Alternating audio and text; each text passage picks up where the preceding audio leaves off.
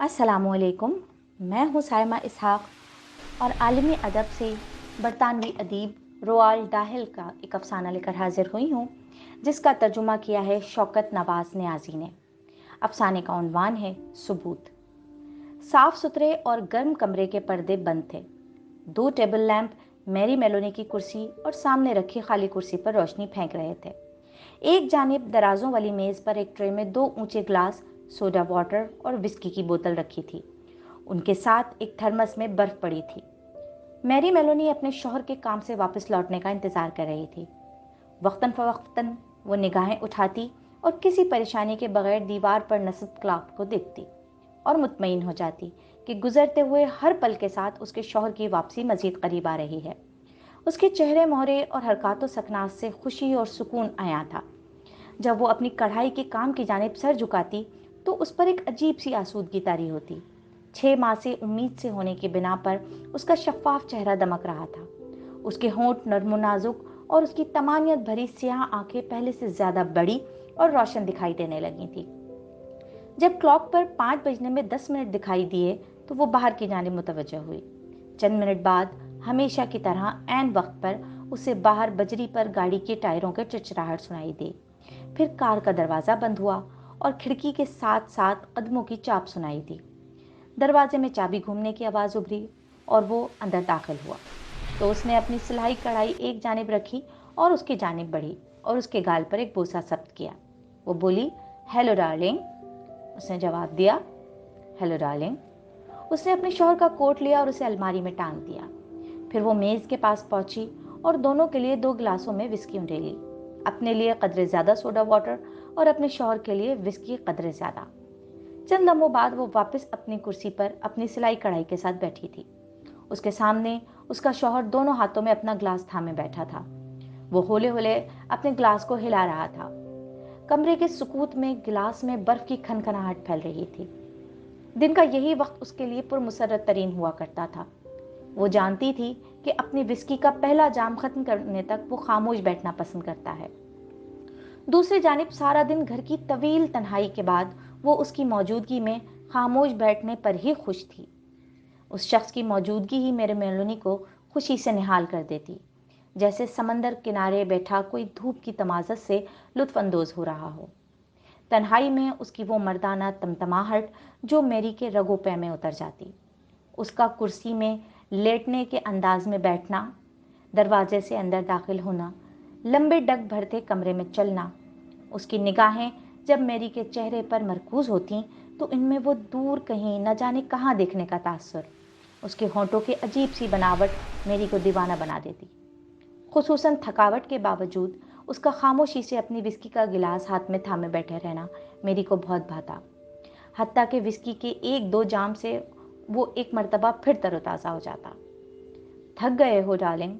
हाँ, थक गया हूँ। ये कहते ही उसने एक गैर मुतवक्के हरकत की। उसने अपना अधभरा गिलास उठाया और एक ही घूंट में हलक में उंडेल लिया। हालांकि अभी आधे गिलास में विस्की बाकी थी। वो उसे देख तो नहीं रही थी, लेकिन जब उसने अपना बाजू वापस नीचे किया तो गिलास के पैंदे में बर्फ के टुकड़ों की खनखनाहट से वो जान गई कि उसने क्या हरकत की। वो एक लम्हा कुर्सी में आगे को झुका यूं ही बैठा रहा और फिर उठा और अपने लिए एक और जाम बनाने मेज की जानिब बढ़ा। ओह, वो तेजी से उठी और बोली, ठहरो, मैं लाती हूँ। वो बोला, बैठ जाओ।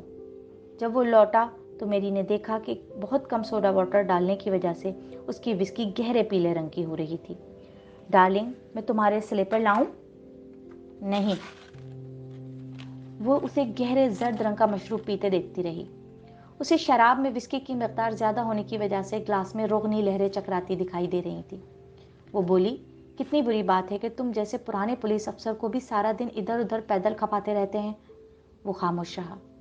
मेरी मेलोनी एक मर्तबा फिर अपनी सिलाई कढ़ाई में मशगूल हो गई, लेकिन जब भी वो अपना ग्लास होठों की जानिब उठाता उसे बर्फ की टुकड़ियों की ग्लास में टकराने की आवाज़ सुनाई देती। डार्लिंग, मैं तुम्हारे लिए पनीर का सैंडविच बना लाऊं?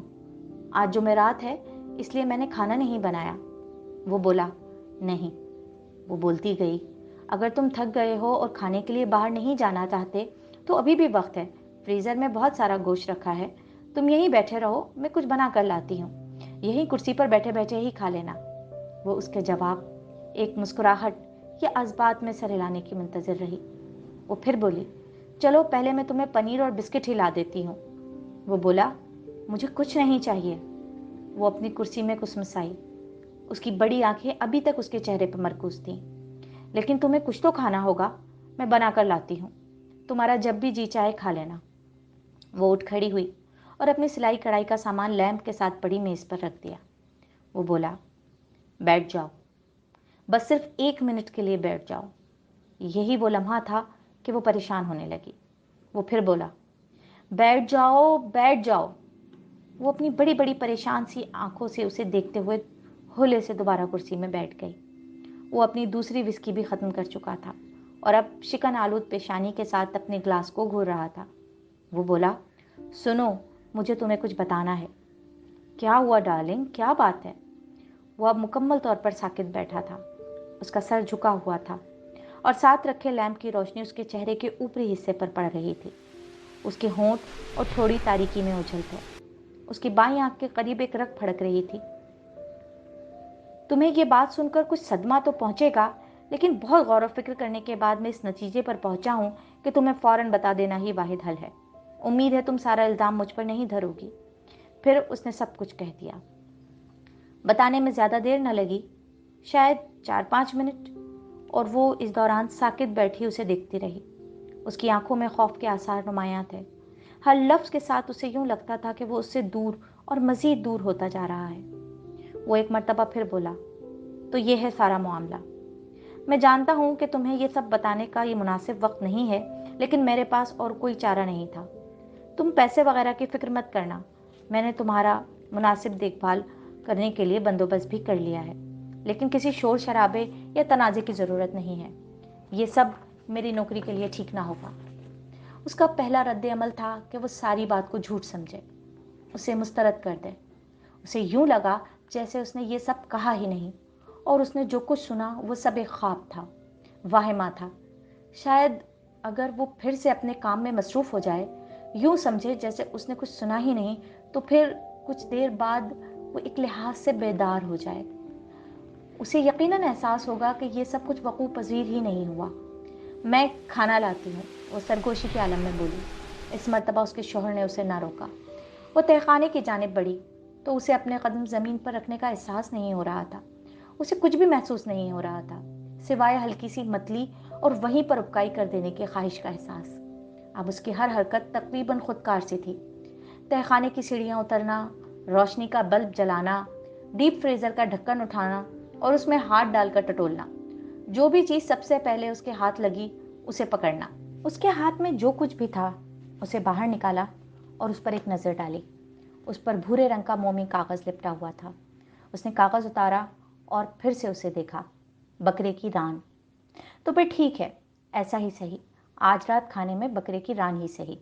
वो वापस ऊपर आई। उसने दोनों हाथों से बकरे की रान को हड्डी की जानिब से थाम रखा था। वो बैरूनी कमरे के सामने से गुजरी तो उसकी नज़र अपने शौहर पर पड़ी। वो खिड़की के सामने खड़ा था और उसकी पुश्त उसकी जानिब थी। वो रुक गई।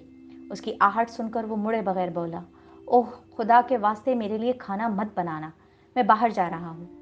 तब मेरी मेलोनी उसके अक़ब में जा पहुंची और एक लम्हा तवक्कुफ किए बगैर यख बस्ता रान फजा में बुलंद की और अपनी पूरी क़ुव्वत से उसके सर की पुश्त पर दे मारी।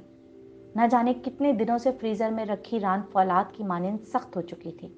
उसने एक कदम पीछे को लिया और इंतज़ार करने लगी। अजीब बात यह थी कि वो कम से कम 4-5 सेकंड वहीं खड़ा होले होले डोलता रहा और फिर धड़ाम से कालीन पर आन गिरा। उसके नीचे गिरने और मेज़ के उलटने से पैदा होने वाले शोर से उसकी जैसे सोते में आंख खुल गई हो। उसने हैरत के आलम में धीरे धीरे अपने इर्द गिर्द निगाह दौड़ाई। न जाने कितनी देर वो वहीं खड़ी पलके झपकती लाश को देखती रही। वो अभी तक सर्द यखबस्ता गोश्त के टुकड़े को वहीं दोनों हाथों में सख्त गिरफ्त में थामे खड़ी थी। वो बड़बड़ाई, अच्छा तो मैंने उसे मार डाला। हैरत की बात थी कि यकायक उसका जहन कैसे साफ हो गया। वो तेजी से सोचने लगी। पुलिस अफसर की बीवी होने के नाते वो खूब जानती थी कि कत्ल की सज़ा क्या होगी। ये सब तो ठीक था, यूं भी उसे कोई फ़र्क नहीं पड़ता था। हकीकत तो ये थी कि अब सज़ा उसके लिए छुटकारा होगी, लेकिन उसके होने वाले बच्चे का क्या होगा? जिन कातिलों का बच्चा अभी पैदा ना हुआ हो, उनके बारे में कानून क्या कहता है? क्या माँ और बच्चे दोनों को मार दिया जाता है या फिर वो 10वें महीने तक इंतजार करते हैं? वो क्या करते हैं? मेरी मेलोनी को मालूम न था, लेकिन वो कोई खतरा मोल लेने पर तैयार न थी।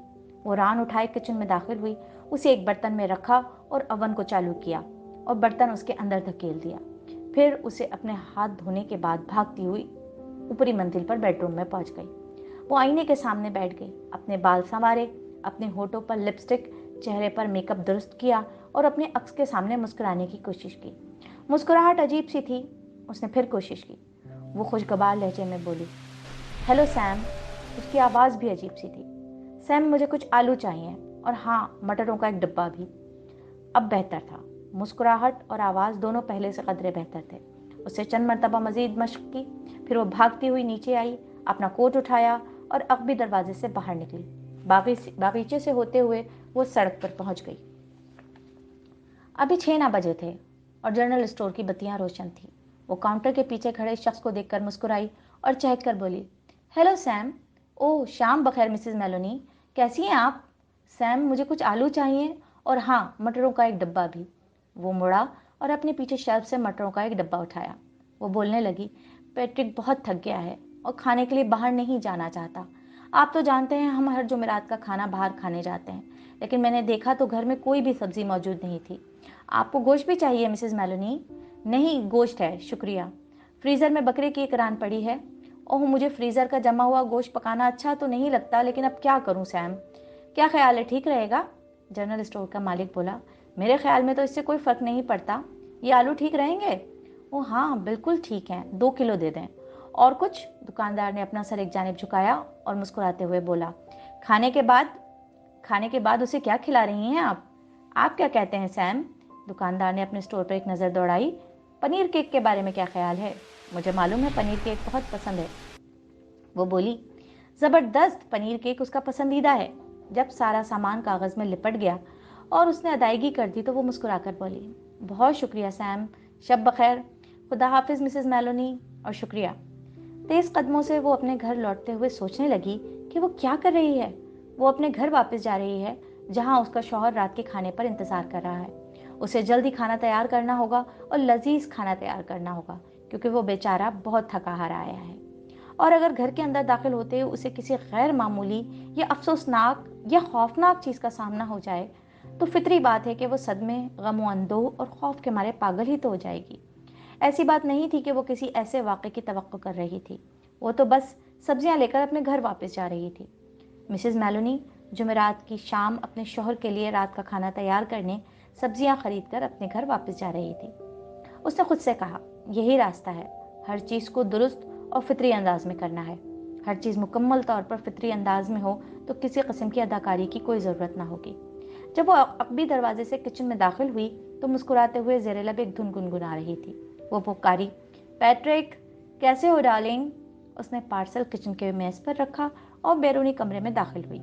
जब उसकी निगाह अपने शौहर पर पड़ी, जो औंधे मुंह घुटनों के बल फर्श पर गिरा पड़ा था और इसका एक बाजू उसके जिस्म के नीचे दबा था, तो उसे वाकई बहुत सदमा पहुंचा।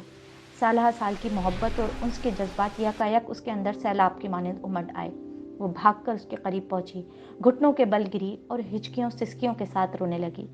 सब कुछ बहुत आसान था, वाकई किसी अदाकारी की ज़रूरत न थी। चंद मिनटों बाद वो उठी और टेलीफोन की जानिब बढ़ी। उसे पुलिस स्टेशन का नंबर अजबर था।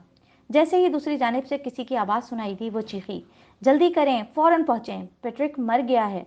आप कौन बोल रही हैं? Mrs Meloni, Mrs Patrick Meloni. क्या मतलब? पैट्रिक मेलोनी मर गया है? वो सिसकियों के दरमियान बोली, हाँ, मुझे यूं ही लगता है, वो फर्श पर पड़ा है और मेरा ख्याल है वो मर गया है। दूसरी जानिब से आवाज़ बुलंद हुई, मैं आ रहा हूँ। पुलिस कार की आवाज़ वाकई बहुत जल्द सुनाई थी। उसने दरवाज़ा खोला तो 2 पुलिस अफसर अंदर दाखिल हुए। वो उन दोनों को जानती थी। वो पैट्रिक के पुलिस स्टेशन के तकरीबन सभी अफसरों और सिपाहियों को जानती थी। उसके अंदर दाखिल होते ही वो एक कुर्सी में गिर गई, फिर उठी और उनके करीब जा खड़ी हुई।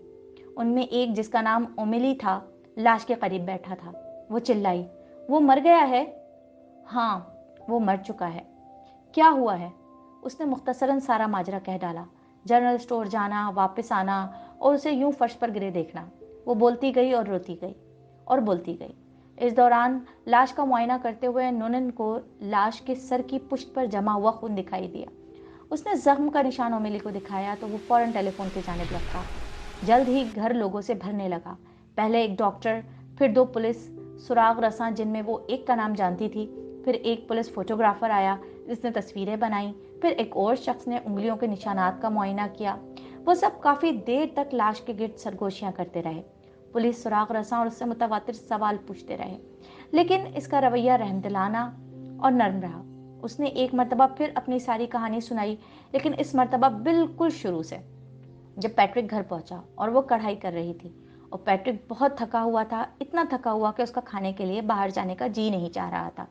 उसने बताया कि कैसे इसने गोश्त अवन में रखा, वो अभी भी वहीं पक रहा है, और कैसे सब्जियां लेने वो भागकर जनरल स्टोर तक गई, और कैसे जब वो वापस आई तो वो फर्श पर गिरा पड़ा था। एक सुरक्षा ने पूछा, कौन सा जनरल स्टोर? उसने स्टोर का नाम बताया तो वो मुड़ा और अपने साथी के कान में सरगोशी की, जिस पर वो फौरन बाहर सड़क पर निकल गया। 15 मिनट बाद वो वापस आया। उसके हाथ में उसकी नोटबुक थी। वो सब एक मर्तबा फिर सरगोशियों में मसरूफ हो गए। सिसकियों और हिचकियों में उसे दबे दबे लहजे में गुफ्तगू के टुकड़े सुनाई दिए। बिल्कुल नॉर्मल रवैया, काफ़ी खुशबाश। खाना तैयार करना चाहती थी, मटरों का पैकेट, पनीर केक। नामुमकिन है कि वो थोड़ी देर बाद फोटोग्राफर और डॉक्टर भी चले गए। फिर 2 अफराद अंदर दाखिल हुए और लाश को स्ट्रेचर पर उठाकर ले गए। फिर उंगलियों के निशानात वाला अफसर भी चला गया। अब सिर्फ दोनों सुराग रसां और पुलिस अफसर बाकी रह गए। वो उससे बहुत अच्छा बर्ताव कर रहे थे। जैक नूनन ने इससे पूछा कि क्या वो रात कहीं और बसर करना चाहेगी, अपनी बहन के घर या फिर जैक नूनन के अपने घर, जहां वो रात गुजार सकती है और उसकी बीवी उसका ख्याल रखेगी। लेकिन उसने इनकार कर दिया। वो अब एक कदम भी नहीं चल सकती थी। अगर मुमकिन हो और वो इजाज़त दें तो तबीयत बेहतर होने तक वो अपने ही घर में रहने को तरजीह देगी। उसकी तबीयत बहुत ख़राब हो रही थी, वाकई बहुत ख़राब हो रही थी। जैक नूनन ने कहा कि इस सूरत में तो उसे फ़ौरन अपने कमरे में आराम करना चाहिए। वो बोली, नहीं नहीं, मैं इसी कुर्सी में ही ठीक हूँ। थोड़ी देर बाद जब कुछ बेहतर महसूस करूँगी तो अपने कमरे में चली जाऊँगी। इस पर वो उसे छोड़कर अपने तफ्तीशी कामों में मसरूफ़ हो गए। घर की तलाशी लेने लगे। कभी कभार सुराग रसां उससे कोई सवाल पूछता, कभी जैक नूनन उसके करीब से गुजरता तो तसल्ली आमेज लहजे में उससे कुछ कहता। उसने बताया कि उसके शौहर की मौत किसी कुंद भारी आले की ज़रब से हुई है, जो यकीनन कोई बड़ा भारी धाती औजार होगा। अब उन्हें आलाए कत्ल की तलाश थी। हो सकता है कि कातिल उसे अपने साथ ही ले गया हो, लेकिन उसके बरक्स ये भी ऐन मुमकिन है कि वो उसे यहीं कहीं फेंक गया हो या छुपा गया हो। वो बोला, एक पुरानी कहावत है कि आलाए कत्ल मिल जाए तो समझो कातिल मिल गया। थोड़ी देर बाद एक सुराग रसां उसके पास आन बैठा और उसने पूछा कि क्या उसके ख्याल में घर में कोई ऐसी चीज़ मौजूद थी जो आलाए कत्ल के तौर पर इस्तेमाल हो सकती थी। क्या ये मुमकिन है कि वो अगर अपने घर में एक नज़र दौड़ाए और देखे कि कहीं कोई चीज़ गायब तो नहीं, मसलन कोई आहनी प्लास या कोई भारी आहनी गुलदान वगैरह। उसने जवाब दिया कि उनके घर में कोई भारी आहनी गुलदान नहीं है या कोई बड़ा आहनी प्लास। उसके ख्याल में घर में कोई बड़ा प्लास वगैरह भी नहीं था। हाँ, अलबत्ता शायद गैराज में ऐसे कुछ औजार पड़े हों। तलाश फिर से शुरू हो गई। वो जानती थी कि घर के इर्द गिर्द बागीचे में मजीद पुलिस वाले फिर रहे थे। उसे बाहर बजरी पर उनके कदमों की चाप सुनाई दे रही थी। कभी कभार पर्दों के दरमियान किसी दरख्त से टॉर्च की रोशनी दिखाई देती। अब देर हो रही थी। इसने क्लॉक पर एक निगाह डाली। 9 बजने वाले थे। कमरों में तलाशी करने वाले चारों अफसरों के चेहरों पर थकावट नुमायां हो रही थी। अब वो कदरे बरंगेफ्ता भी हो रहे थे। अगली मर्तबा जब जैक उसके करीब से गुजरा तो वो बोल उठी, जैक, क्या आप मुझे पीने के लिए कुछ ला देंगे? हाँ हाँ, क्यों नहीं। ये विस्की? हाँ ठीक है, लेकिन बहुत थोड़ी सी, शायद मैं बेहतर महसूस करने लगूं। उसने गिलास उसे थमाया। वो बोली, एक गिलास आप भी ले लें, आप बहुत थक गए होंगे। प्लीज़ एक गिलास ले लें, आप सबने मुझे बहुत हौसला दिया है। वो बोली, ड्यूटी पर उसकी इजाज़त तो बिल्कुल नहीं है, लेकिन चंद घूंटों से तबीयत बहाल हो जाएगी। ये के बाद दीगरे दूसरे भी अंदर आ गए। मेरी ने सबको इसरार करके विस्की का एक जाम कबूल करने पर मजबूर कर दिया। अब वो सब अपने ग्लास हाथ में थामे बेढंगे अंदाज में खड़े थे। वो उसकी मौजूदगी से जुज़बुज़ हो रहे थे। गाहे बगाहे तसल्ली और तशफ़ी के अल्फाज अदा कर रहे थे। सार्जेंट नूनन टहलता हुआ किचन में दाखिल हुआ, फिर जल्दी से वापस लौटा और बोला, देखिए मिसेस मेलोनी, आपका अवन अभी तक चल रहा है और इसमें गोश्त भी पड़ा है। वो चौकी, ओह मेरे खुदा, मैं तो भूल ही गई। मैं उसे बंद कर दूं? हाँ जैक, बंद कर दें, बहुत मेहरबानी। जब जैक दोबारा कमरे में दाखिल हुआ तो उसने जैक की जानिब अपनी बड़ी सियाह नमनाक आंखें उठाईं और बोली, जैक नूनन जी, क्या आप और आपके साथी मुझ पर एक और मेहरबानी करेंगे? हम पूरी कोशिश करेंगे मिसेस मेलेनी। वो बोली, देखें यहाँ आप सब लोग पैट्रिक के साथी भी हैं और आप उसके दोस्त भी, और आप सब पैट्रिक के कातिल को पकड़ने की कोशिश कर रहे हैं। रात हो चुकी है और मैं जानती हूँ कि आप सबका रात के खाने का वक्त न जाने कब से गुजर चुका है। मैं जानती हूँ कि आप सब उसके घर में मौजूद हैं, और अगर आपकी शरीफाना और महज़्ज़बाना अंदाज में खातिर तवाज़ो न की गई तो पैट्रिक, खुदा उसकी मग़फ़िरत करे, मुझे कभी माफ़ ना करेगा। सार्जेंट नूनन फैसलाकुन अंदाज में बोला, मैं ऐसा सोच भी नहीं सकता। वो मुल्तजियाना अंदाज में बोलती गई, देखें, मैं आपसे दरख्वास्त करती हूँ, प्लीज़ खाना खा लें। मैंने खाना उसके लिए बनाया था। इस घर में उसके साथ जो कुछ हुआ है उसके बाद मैं तो अब उसको हाथ भी नहीं लगा सकती, लेकिन आप तो खा सकते हैं। अगर आप ये खाना खा लेंगे तो मुझ पर बड़ी इनायत होगी। बाद में आप जब तक चाहें अपना काम कर सकते हैं। चारों पुलिस वाले काफ़ी देर तक हिचकिचाते रहे, लेकिन चूंकि उन्हें वाकई भूख लगी थी, इसलिए बिलाखिर वो उन्हें किचन में जाकर बैठने और खाना खाने पर आमादा करने में कामयाब हो गई। खुद वो अपनी कुर्सी पर ही बैठी रही। किचन से उनकी आपस में बातें करने की आवाज़ें सुनाई दे रही थी। गोश्त की बोटियां चबाने के दौरान बोलते हुए उनकी चपड़ चपड़ की आवाज़ें सुनाई दे रही थी। कुछ और लोगे चार्ली? हमें सारा तो ख़त्म नहीं करना चाहिए। वो चाहती थी कि हम सारा ख़त्म कर लें। उसने यही कहा था। उसने कहा था कि ये बड़ी मेहरबानी होगी। चलो फिर ठीक है, लाओ फिर कुछ और डालो, उनमें से एक बोला। इस खबीस ने भी बेचारे पैट्रिक को मारने के लिए अच्छी खासी भारी चीज़ इस्तेमाल की होगी। डॉक्टर कह रहा था कि उसकी खोपड़ी कुचली गई थी, जैसे किसी बड़े हथौड़े से ज़रब लगाई गई हो। फिर तो इसका ढूंढना मुश्किल ना होगा। यही तो मैं कह रहा हूँ। जिसने भी ये किया है वो आखिर कितनी देर तक ऐसी चीज उठाए फिरता रहेगा? उनमें से किसी एक ने डकार मारी। मैं तो कहता हूँ कि आला कत्ल यहीं घर के इर्द गिर्द ही मौजूद होगा, और होगा भी हमारी नाकों के ऐन नीचे। क्यों जैक, तुम क्या कहते हो? दूसरे कमरे में मेरी मेलोनी ने बामुश्किल अपनी हंसी पर काबू पाया।